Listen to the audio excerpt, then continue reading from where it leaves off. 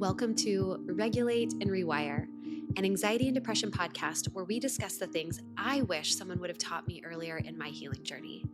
I'm your host, Amanda Armstrong, and I'll be sharing my steps, my missteps, client experiences, and tangible research-based tools to help you regulate your nervous system, rewire your mind, and reclaim your life. Thanks for being here. Now let's dive in.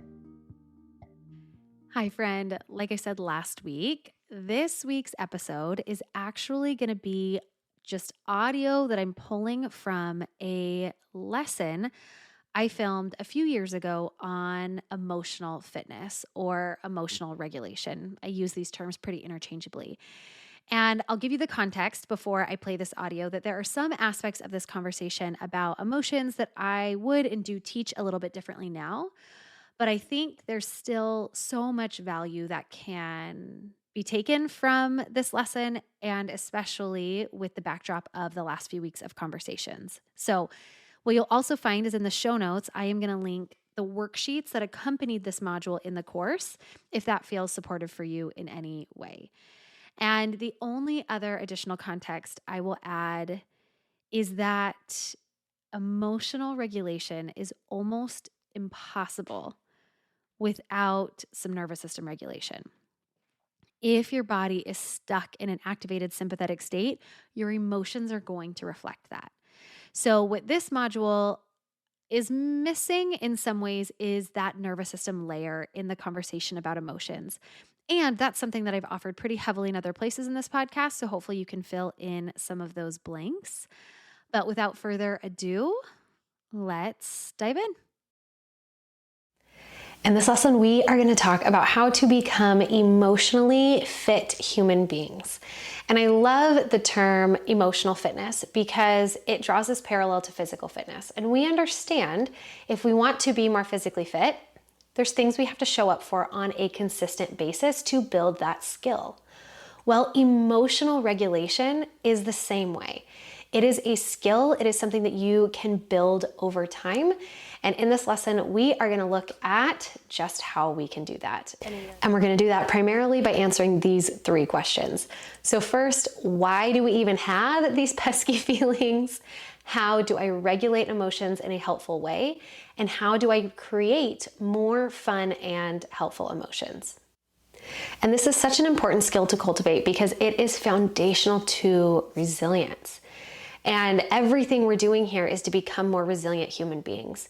And resilience, I like to look at it as how good is our bounce back? How quickly can we come back to a regulated state when life kind of knocks us down? How rooted and grounded can we stay amidst the chaos going on around us? And emotional regulation is how we are able to kind of calm our inner storms because they are inevitable. They will come. Feelings are part of being human. So let's for a second just explore, what are feelings? When I ask you that, what comes up? If you had to describe what feelings are to somebody, what are feelings? All feelings really are sensations in your body. So here's what I mean by that. I want you to think about anger. If you had to explain anger to an alien who had never felt a human emotion before, how might you explain it? For me, my ears get a little hot. If I had to give it a color, it would be red. The temperature would definitely be hot. Or think about being embarrassed, right? Feels like knots in my stomach. If I had to give embarrassed a color, it might be green. It makes me want to shrink. Or joy. How would you explain joy to an alien who had never experienced, didn't know even what feelings were? Right? I feel like a buzziness in my body when I feel joy. I feel maybe like I'm floating, I'm airy. And so when it comes to feelings, feelings are nothing more than chemical reactions in our body. We think a thought, that thought releases chemicals in our body, and we feel that somewhere in our body. If we are feeling a feeling, it is because our brain created that feeling, and you can handle that feeling. So often we shrink away from making space to feel our feelings because we're so afraid that they are going to overwhelm or consume us. And so hopefully by the end of this lesson, you feel a little bit more confident being with specifically uncomfortable emotions.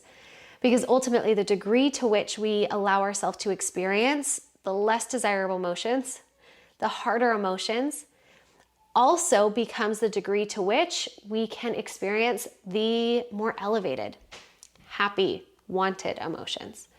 And so the goal with emotional regulation and emotional fitness is to just broaden the spectrum of emotional intensity that we can handle with confidence. And when it comes to the feelings that we feel, just like everything else we've learned about, there can be a top-down and a bottom-up cause for our feelings. Here's what that looks like.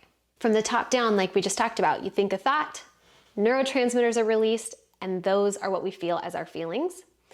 Or from a nervous system standpoint, right? Our nervous system picks up something from our environment. Our brain adds meaning to that based on our past, and we have a feeling. And this is really to show, because I think a lot of times in the therapy world, especially in cognitive behavior therapy or in traditional like life coaching realms, this top-down approach is the only thing we get introduced to, right? If you can change the thought, you can change the feeling. Change the thought, change the feeling.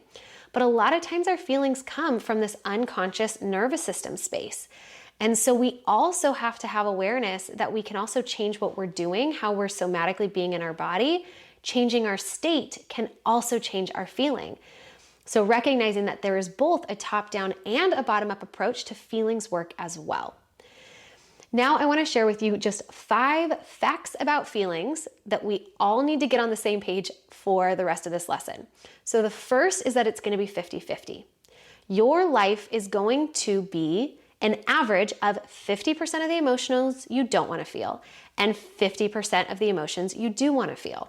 And I want to come back face to face to talk to you about this really quickly, because so often it is when we start making this bargain for, well, if I get healed enough and if I do enough of this work or whatever, then it can be 60-40 for me, right? Or 80-20 for me. I can feel good 80% of the time and only have to feel bad 20% of the time.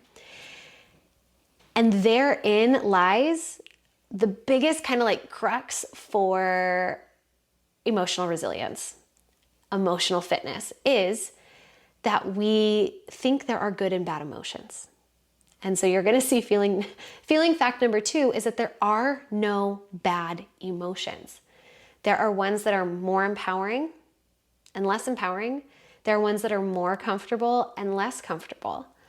But we have to get out of this loop that there are bad emotions, because when we have a willingness to feel whatever comes, we can feel it more intentionally and oftentimes less intensely if it is an unwanted emotion. And the really cool thing is that when we are willing to feel any feeling, we often feel the wanted emotions more intensely. We'll talk a little bit more about that later. But here is fact number 3. And this is that you can be both. You can be both sad for you and grateful for somebody else. You can be both annoyed and loving. You can be both whatever. I think so often we add these qualifiers of, well, like my life isn't that bad, right? Because somebody else has this. Or you can feel frustrated and still have compassion for somebody else. So just remembering that you are a complicated human and you can be both. Something wanted and something unwanted. Something helpful, something unhelpful. Something that feels good and something that feels bad. And that can coexist. The 4th feeling fact is that feelings are always valid. This doesn't mean that your interpretation of somebody's intentions was correct, but your feeling is valid. I want you to think about feelings as messages to get your attention. If you're feeling hurt, that feeling is valid. Even if that person didn't mean to hurt you, or even if you misunderstood what they said, being hurt has a message of a place for healing. So your feelings are always valid. And this feeling fact number 5 is that resistance makes them bigger. And feeling fact 5 kind of echoes 1 and 2, right? Life is going to be 50-50. We just got to get there. Some seasons of your life are going to feel like 80-20 in either direction. But accumulatively, there is equal place for both camps of feelings in our life. And this idea that there are no bad emotions can allow us to not resist the hard ones when they show up. Research shows that an emotion, when not added to, gets fully processed from our body in 90 seconds. So fear, frustration, anxiety, anger, 90 seconds is all that emotion needs to kind of process, but we're humans. And we feel anger, and then we sometimes tell ourselves we shouldn't, or we add a story to justify why we feel angry. More thoughts, more feelings, or a higher escalation of that existing feeling. But the bottom line here is that feelings have functions, and they are all okay and valid to feel. So let's take a second and talk about what the function of some of the most common feelings might be. So first, the actual function of feelings are to prepare us for behavior, right? When we are triggered, emotions orchestrate systems in our body. Things like perception, attention, inference, learning, memory, our goal choice, motivational priorities, physiological reactions, especially when, right, from that bottom-up approach, the way our body works with those motor behaviors, and our decision making. So our emotions are designed to get our attention and to prepare us for behavior. And so this chart, and I know the text is a little bit tiny here in the presentation, but you have this in the workbook as well, right? If we look at fear, the function of fear is to protect, to defend, to get us to, right, fight or flee. When we feel afraid, we're almost always going to go into that fight or flee. But that overreaction of the feeling of fear causes that freeze, that shutdown. Hurt, right? The function of hurt is to invite us to protect ourselves, to soothe, to be careful. When we escalate hurt to an overreaction, we maybe don't take risks, we isolate ourselves, we are overprotective. Going all the way down to sadness, right? Sadness invites us to reflect what's making us sad. Sadness also might invite us to distract or to become more reserved, to be reflective. Sadness in excess can cause depression, maybe self-abuse, withdrawing or isolating behavior.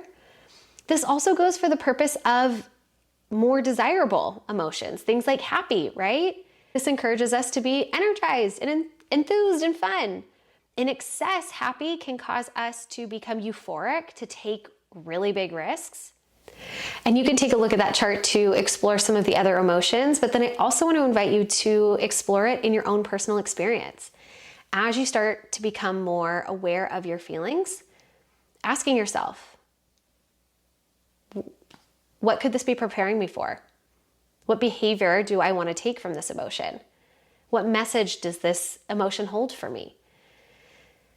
And so we've talked about lots of facts about feelings, the function of feelings, but how do we feel our feelings?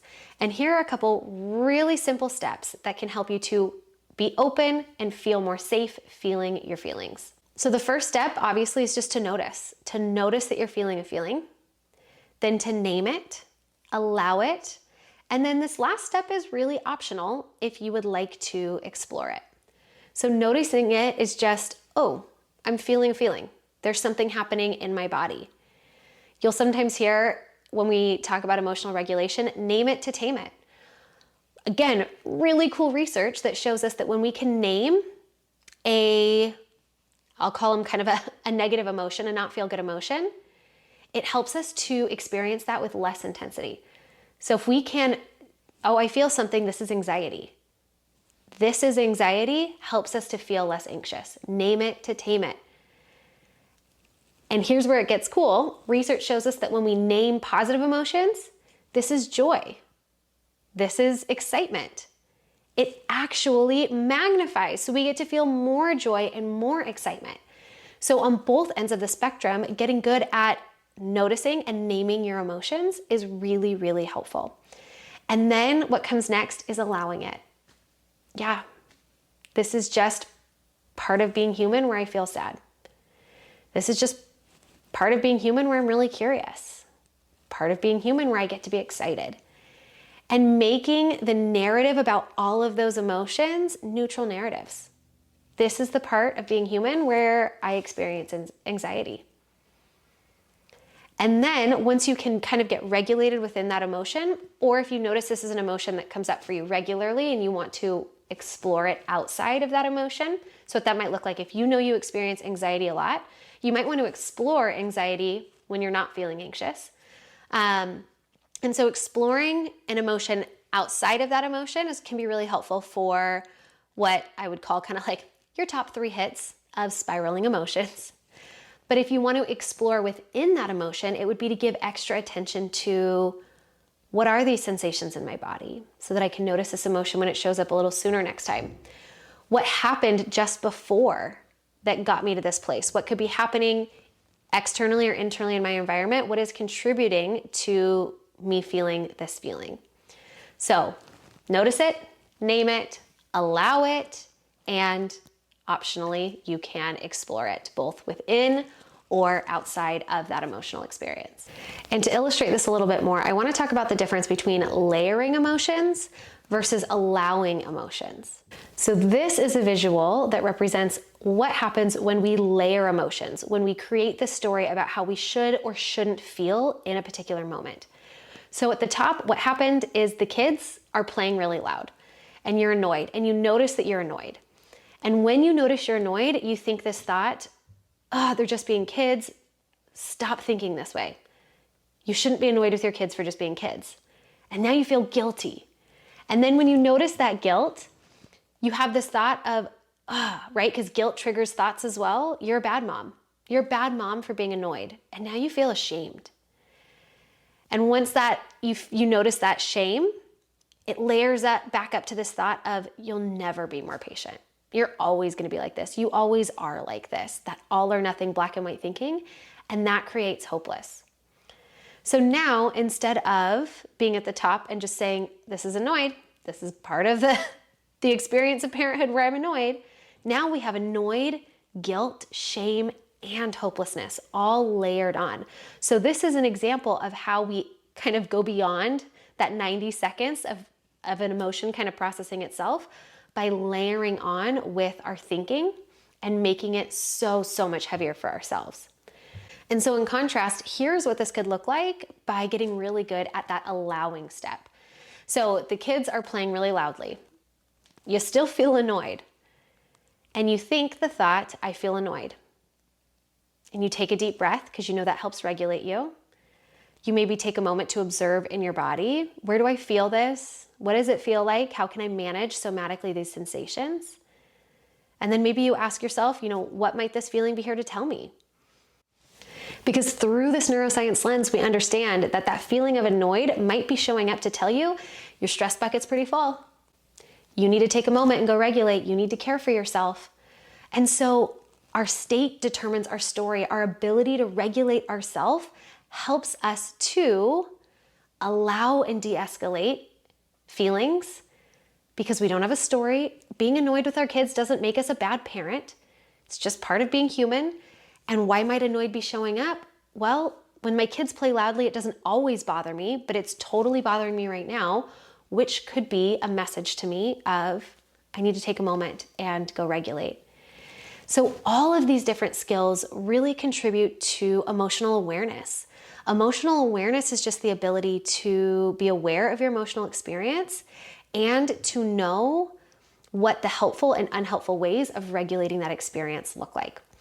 So typically when we experience feelings, we move into one of three different directions. And here's what those look like.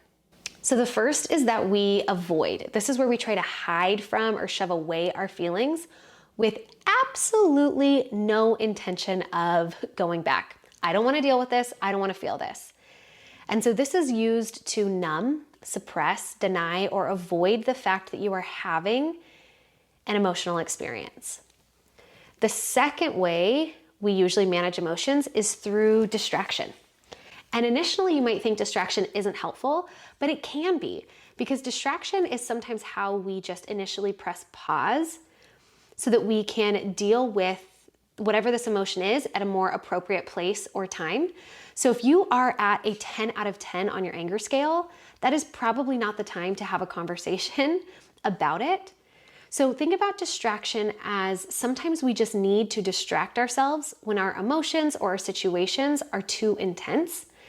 And distraction is conscious and intentional. Avoidant, and it's intentional with the intention to come back and revisit that emotion. So when we avoid, we are absolutely numbing. We have no intention of coming back to this experience. When we distract, it is an intentional pause for that experience so that we can come back at a more appropriate, regulated state or place. And sometimes what we use to avoid and distract could be the same, right? Turning to your phone could be avoidant, right? I'm scrolling on social media until I feel numb and I don't have to deal with this. I also have intentionally turned to my phone. I need a moment. I need to just distract, and then I'm going to come back to the situation. And then the third way is to deal, right? Once the heavy, heated, and intense part of that emotional experience has subsided, then it's time to come in, do some exploring about what got you there, maybe work with your coach or a therapist to shed light on that original thought, belief, or triggering state that led to that feeling. So when we think about dealing, distraction might be an initial way to deal with whatever emotion comes up, but eventually comes the feeling, the processing, and the releasing. And so when it comes to emotional fitness, we need to feel and deal in order to heal. So we need to make room in our life to feel, deal, so that we can heal. So much of our healing comes from allowing this emotional experience. And one of the things that we know about our nervous system is that it loves predictability. It loves having a sense of control. It loves having plans. And so one of the really, really, really powerful practices that we can do, or activities that we can do to help us cultivate more emotional fitness, is to create what we call an emotional game plan. So here's what that looks like. With an emotional game plan, I want you to choose a particular emotion that often causes you to spiral out. So maybe that's anger, anxiety, overwhelm. Putting that emotion up there at the top. And you can make 15 emotional game plans if you want, but definitely sit down and try to make an emotional game plan for whatever emotion trips you up the most. So what you're gonna do is you have these two columns.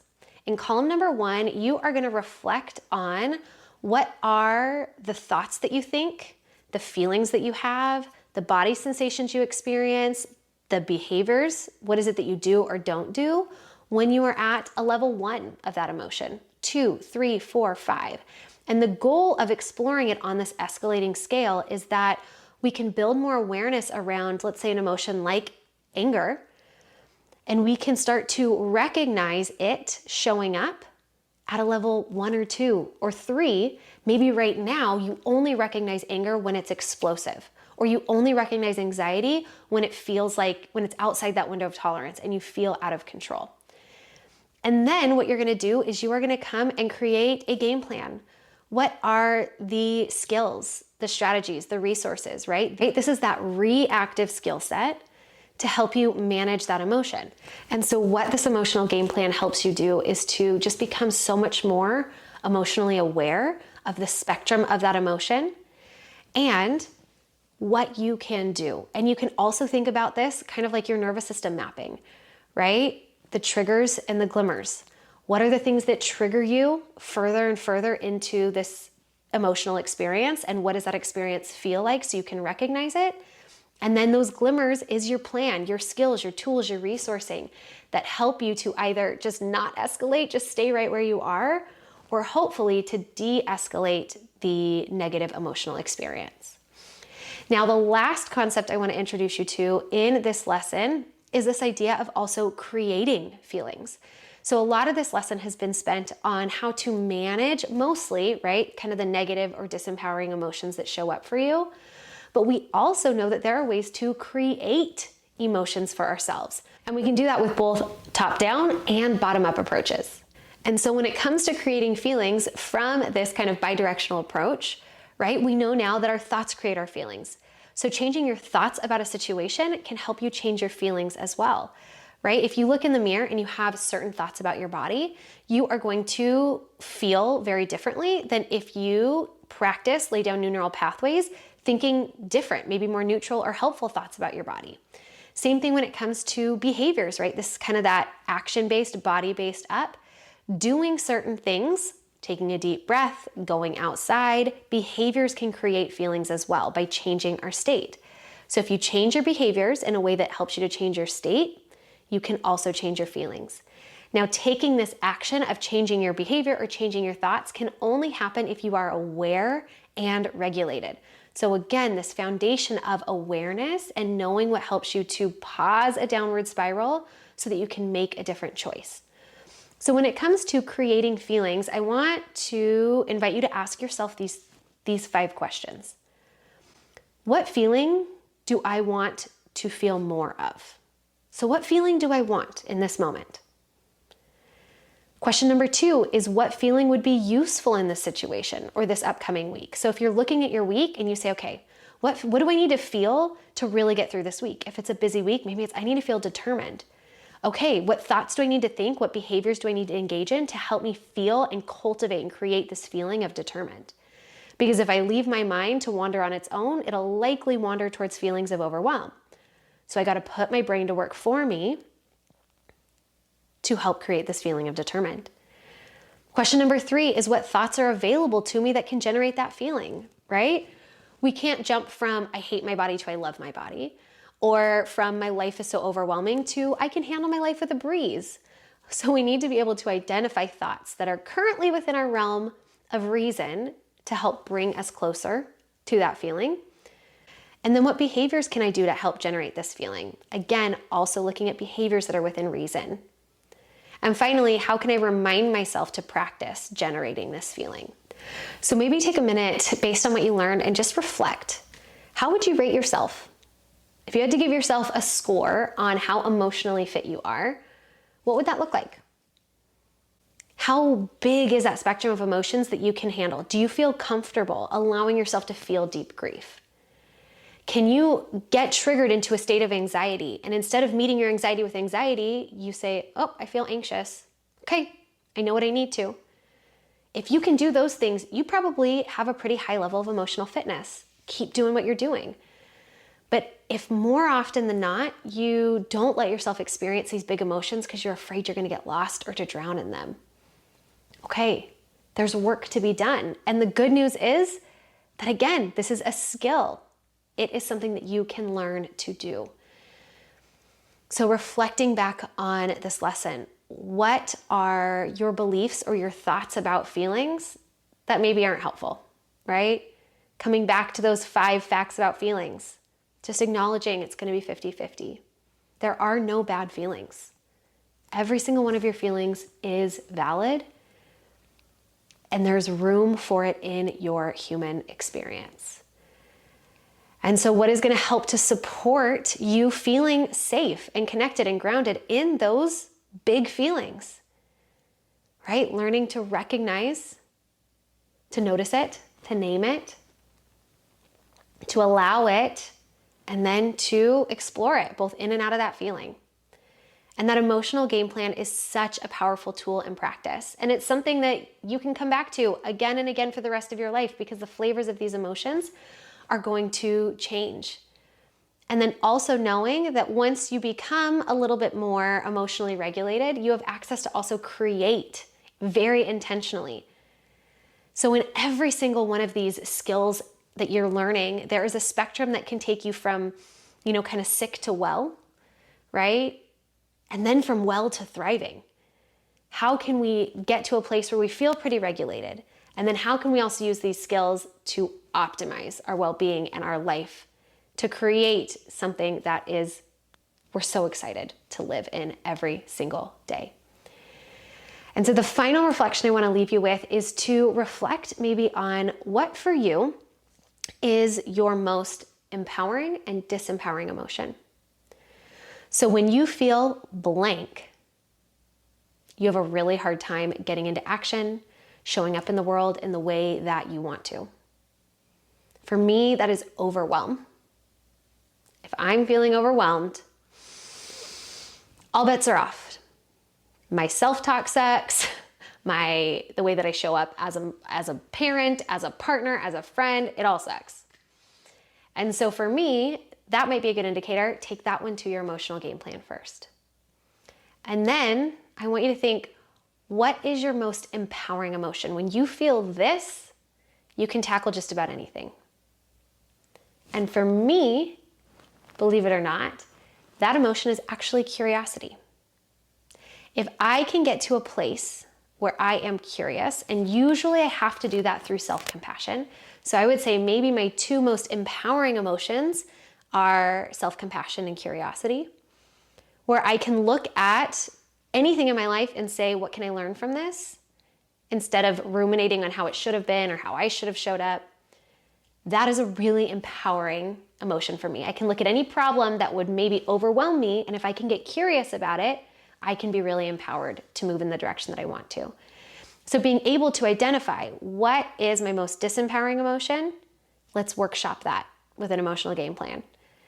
And then what is my most empowering emotion, and thinking about what helps you to be able to create that feeling and that emotional experience for yourself more often, and how do you build more of that into your life.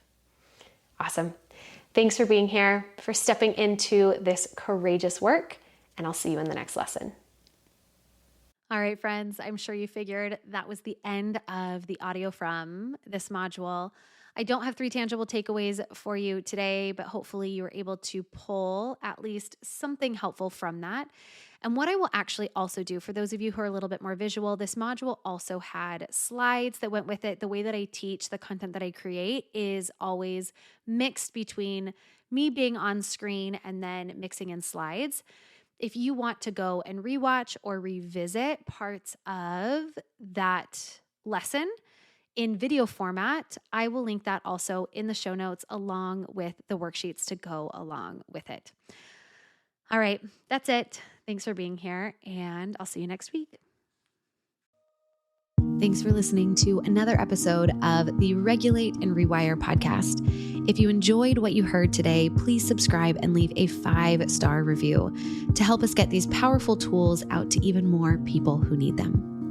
And if you yourself are looking for more personalized support in applying what you've learned today, consider joining me inside Rise, my monthly mental health membership and nervous system healing space, or apply for our one-on-one anxiety and depression coaching program, Restore. I've shared a link for more information to both in the show notes. Again, thanks so much for being here, and I'll see you next time.